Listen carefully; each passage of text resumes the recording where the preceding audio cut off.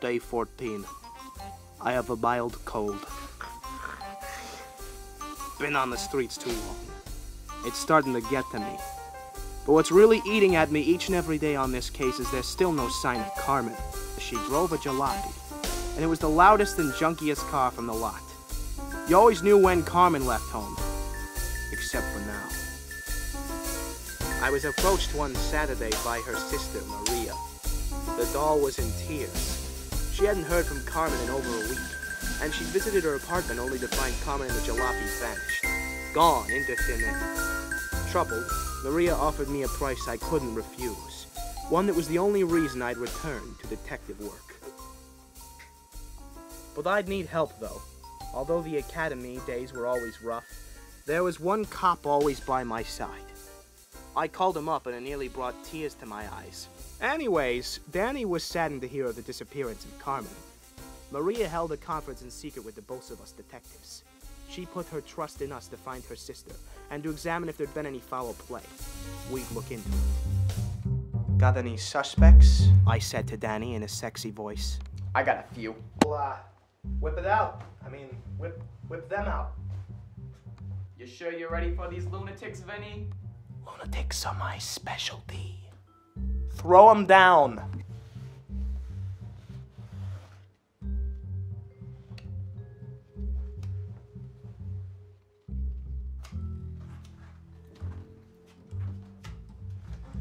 Philip, Carmen's deranged ex-husband.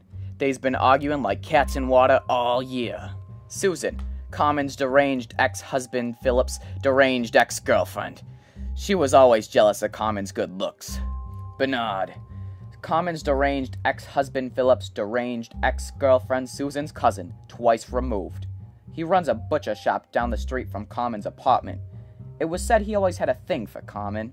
George, Carmen's deranged ex-husband Philip's deranged ex-girlfriend Susan's cousin, twice removed, Bernard's best friend's stepfather.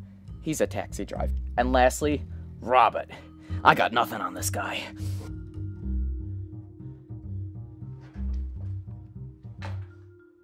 Jesus Christ. Danny was good. These were all logical suspects. But it was time for some cold, hard apple juice. Got any evidence? Whole notebook full.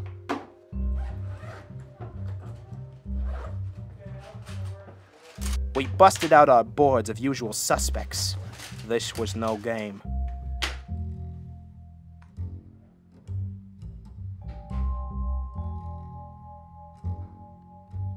Now, what about Alex? He looks like the type of guy who might make a pass. No. Alex is Maria's good friend. Last time he'd seen Carmen was at Maria's place. They was getting drunk on boxed wine and watching Sex in the City. I'm not convinced. Do we have any more on this Alex guy? He's gay. We got his number? We're all good.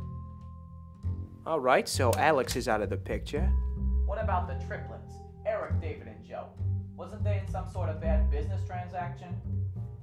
Actually, I got in my notes here that they've been in Chicago for the past year.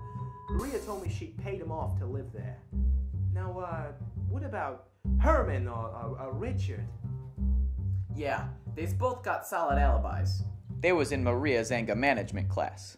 Oh, right, down on Main Street. Were they both in attendance? Yeah, they was in attendance, but Maria was absent. I checked the archives. Okay. So we're back to our original suspects. You never lost your touch, Danny. Sweet meat, you know I never did. Start talking. Susan and Philip claims they was both down at singles night at the club. They both had bottles of rum. Naturally. They told me they'd seen Maria eyeing Carmen's jalopy the day before. But I think they's trying to put the blame on her. They're deranged, you know. As your research proved. Precisely. Count Bernard out too. I stopped down to his house after your lead on him. He was on his deathbed. Poor guy told me he was never going to see Carmen, the love of his life, before he died. I questioned more, and his last dying words were...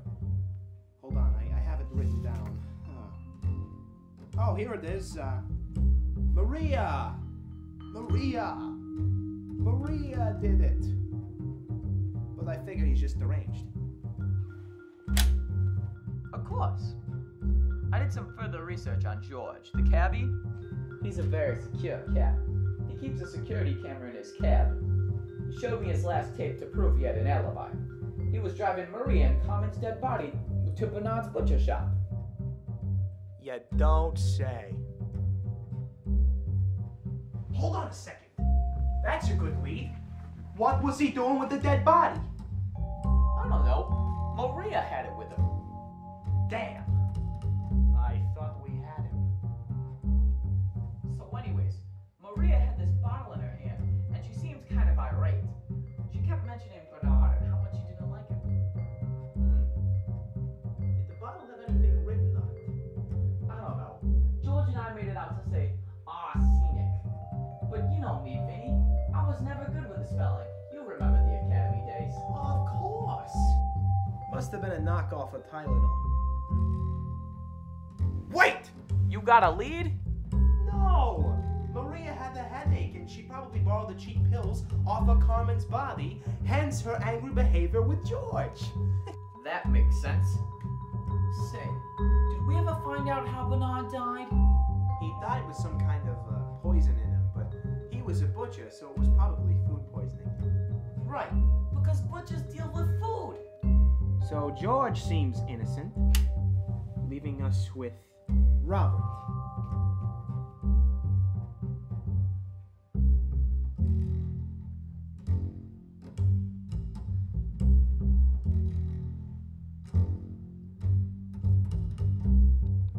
It was Robert!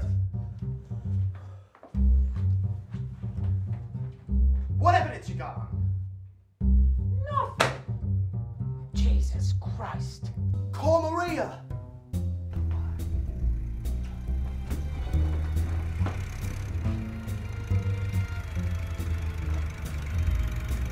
It's Maria. Speak of the devil. Here she is. Say, that is a beautiful jalopy she's got out there. That is. Maria, Hey. come on in. Come on in, we found the killer! Let's go tell her. Hey, did Maria ever give you a down payment? Nah, she just kept dodging me when I asked her to pay. It's alright, I'm sure she's got money in her hand right now, seeing as we figured it out. Oh, is that the knife she's got from the Pampered Chef line? Call Alex. We got leftover apple juice. Me and my mustache want to make a romantic celebration dinner. Sounds fun. Hey, Maria. Hey, Maria, come on in! Come on in. Ah! Ah!